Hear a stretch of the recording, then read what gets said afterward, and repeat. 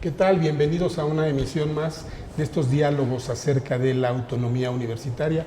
Hoy nos acompaña el maestro Miguel González Compeán, distinguido catedrático de la Facultad de Derecho de nuestra facultad y además amigo de muchos años. Miguel, muchísimas gracias por haber aceptado la invitación. Qué amable eres, muchas gracias, Envila, te lo aprecio mucho. Maestro, entremos en materia rápidamente. ¿Qué significa la autonomía universitaria al día de hoy? Entendemos los 90 años, entendemos el proceso histórico. Hoy, para las universidades públicas, ¿qué representa el concepto? Vamos a dejar un poquito de lado, te pido, la historia y traer el tema al México de hoy, a este México que además está cambiando.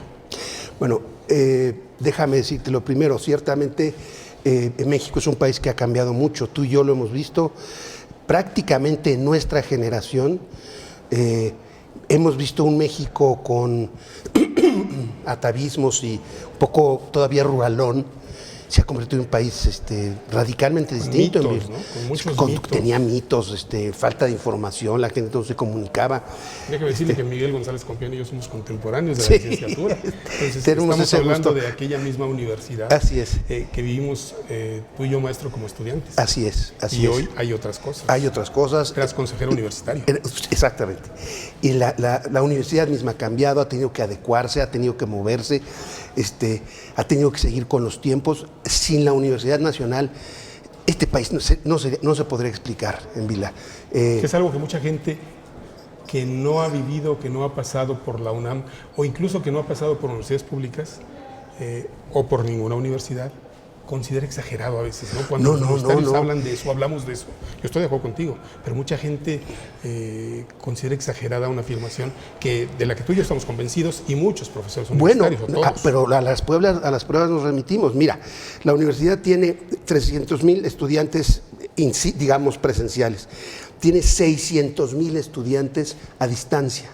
Y tiene cerca de 450,000 estudiantes en educación continua. Nada más. Nada más. Y eso significa que hay capacitándose, volviendo a estudiar o estudiando más de 1 millón de personas al año que están todo el tiempo renovando el conocimiento, que van a universidades de otros estados, que se vuelven maestros de alguna universidad en alguna ciudad de provincia, que tienen una manera distinta de pensar. Y esa es solo la parte académica. Falta la parte cultural y la parte científica. Y la parte científica y la parte de investigación, que es muy importante. Bueno, entonces, este país ha cambiado enormemente. Durante los últimos 25 años, generaciones y generaciones de universitarios han transformado, han contribuido a la transformación de esta realidad. Y eso no se podría explicar. Esa transformación tan grande no podría explicarse si no hubiera existido antes y en primer lugar una libertad de cátedra y una libertad para que la universidad pudiera establecer sus propios programas de estudio, sus propios referentes, sus propios exámenes, su propia administración, la selección de sus mejores personas para que fueran dirigiendo alrededor de estos años la vida de los institutos, de las facultades, la vida de la cultura dentro de la universidad. Autonomía, por un lado, es libertad de cátedra, por otro lado es libertad de administración.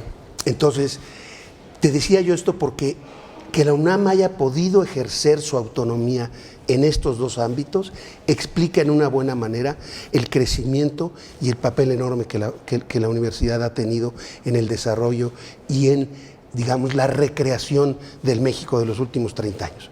Yo creo que eso es algo que debemos aquilatar y que debemos reconocer y que debemos cuidar mucho. En el fondo, además, la autonomía ha podido funcionar porque la universidad se ha hecho también muy responsable de cumplir su tarea y su labor. O sea, no son una bola de burócratas dormidos comiéndose una torta al mediodía en el escritorio, sino son maestros, investigadores, científicos y los alumnos que hemos tomado la responsabilidad de responder de manera clara, de manera, pues sí, responsable a esta cosa tan importante que es la autonomía. Miguel González Compeán, déjame preguntarte una cosa. Como profesor en el salón de clase, como catedrático de la Facultad de Derecho, de nuestra facultad, ¿tú qué opinión tienes de cómo los alumnos de hoy de 2019 a 90 años, ven la autonomía y la importancia de la autonomía, que entre catedráticos me parece que es bastante clara? Los estudiantes, ¿cómo lo ven? Tú y yo muchas veces hemos discutido de cómo éramos nosotros como estudiantes, aquellos años 80, cómo son los estudiantes de hoy, sobre un tema tan importante como la autonomía. ¿Tú cómo los ves? Pues la dan por hecho, fíjate. Es una cosa que... ¿No tienen suficiente conciencia? O sea, yo creo que no podrían pensar que la autonomía estuviera de alguna manera amenazada. Y claro, de alguna manera la autonomía, como vimos ahora en las recientes reformas que se intentaron al tercero constitucional, no venía incluida. Y el presidente dijo, bueno, pues fue un error de dedo. Yo digo, pues qué dedote, porque a ver... Un error muy grande. Un error enorme. Pero fíjate qué extraño, cuando yo lo platiqué con mis alumnos, pues ellos daban por hecho que la autonomía es una cosa que ahí está, que está dada y que sería una locura quitarla. O sea, que pues, ¿a quién se le ocurriría quitar la posibilidad de que la UNAM decidiera sus propios planes de estudio, su propia administración, que no viniera dictada desde el gobierno una forma o un tipo de educación, o que viniera dictada por los intereses económicos, o que viniera dictada por nadie? O sea, el chiste de la autonomía es que es una cosa que se construye desde aquí adentro y para el interior de la universidad. Y eso yo creo que los alumnos sienten que está dado, y hay que repetirles que no, que hay que defenderlo todos los días. Ocurre mucho con fenómenos de este tipo. Cuando una generación recibe, es acreedora, disfruta de derechos que no existían antes, cuando nace con ellos, los siente dados. Así es. Y no toma conciencia de ellos. Así es. Es el caso de la autonomía yo universitaria. creo que es porque el pasa caso. En muchos lugares, hay muchos mexicanos jóvenes, creo que alguna vez lo discutimos tú y yo con el director de la facultad, con el doctor Contreras, hay muchos mexicanos jóvenes que creen que este país prácticamente se inició con el sexenio anterior. Sí. Y no es así. Lo cierto es que México tiene historia, la autonomía tiene historia. Así es. Esto no está dado, no es algo automático. El hecho de que exista hoy no quiere decir que siempre exista. Como no muchas tenga cosas. Amenazas, ¿no? Como muchas cosas. Como por ejemplo la salud pública se da por dada también. Pero llegar... Muchos países no la tienen. La mayoría de los países no la tienen. O bueno, una buena parte de los países no la tienen. Derechos de tercera generación. Derechos de tercera generación. Todas esas cosas, pues claro que no. Costó mucho tiempo, muchos mexicanos, muchas luchas, muchas negociaciones, muchas discusiones. Llegar hasta este punto. Así que, claro, el llamado de esta celebración, los 90 años de la autonomía, debe ser a que los alumnos entiendan, sepan que la autonomía no está dada, que es una cosa que hay que defender, que hay que cuidar, con la que hay que ser responsable, a la que hay que, en un sentido, respetarla, en el sentido no de que respetemos la autonomía, sino de respetarla en el sentido de que ellos deben incluirse en la idea de que para que la autonomía siga presente hay que asumir responsabilidades propias y ejercerlas como se debe. Para terminar, Miguel, autonomía y responsabilidad. Muchos cuestionamientos que se hacen, no a la UNAM o no tanto a la UNAM, pero a muchas universidades públicas y que se han hecho en los últimos meses, tienen que ver con la falta de responsabilidad en el manejo de los recursos, en la propia misión de las instituciones de educación superior. ¿Cómo debemos ser responsables como universitarios con la autonomía? Alumnos, profesores y trabajadores de la universidad, académicos. Pues mira, acabas de tocar un tema muy importante, porque en varios estados de la República los gobernadores ven tan dispendiosa o tan peligrosa política o ideológicamente a la universidad de su localidad, de su estado, que les están quitando la autonomía en varios estados de la República. Hay por lo menos 5 en los que el tema está sobre la mesa, o los Hay congresos, proyectos, por lo menos. o por lo menos está sobre la mesa la idea, y bueno, han reaccionado. Entonces, en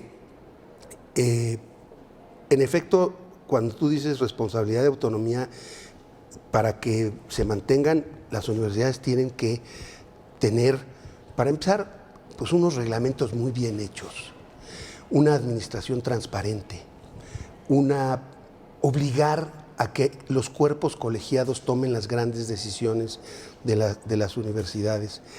Hay universidades, francamente, pues yo te diría caciquiles, en donde el rector es el único que decide, el único que hace y deshace, y por él pasan todas las decisiones. Cuando tú tienes una institución que se ha vuelto unipersonal, y varias universidades tienen rectores, ese problema, rectores que se vuelven demasiado fuertes y acaban con los órganos colectivos de decisión, acaban con la transparencia, hacen inversiones que ellos mismos deciden, no la comunidad, etcétera. Cuando eso sucede, cuando la universidad se convierte en trampolín político, por ejemplo, la Universidad de Colima, pues tuvimos un gobernador recientemente que salió de ser rector de la Universidad de Colima. Pues, o sea, el fenómeno cacicazgo también se puede presentar en las universidades. Por supuesto, y eso atenta contra la autonomía. Y yo creo que hay que culminar a toda la comunidad académica del país a que rechace esas prácticas y que cuide, y que en honor a que la autonomía siga siendo un valor esencial de la educación y de la formación de profesionales en México, hay que decirle a todos los académicos que se incorporen a ese respeto a la autonomía. Miguel González Compeán, se nos acabó el tiempo. Muchísimas gracias por tu presencia. Gracias, Emilia, por tu invitación. Saludos a todos los alumnos. Gracias a usted por el favor de su atención. Nos vemos en la próxima, charla sobre la autonomía universitaria.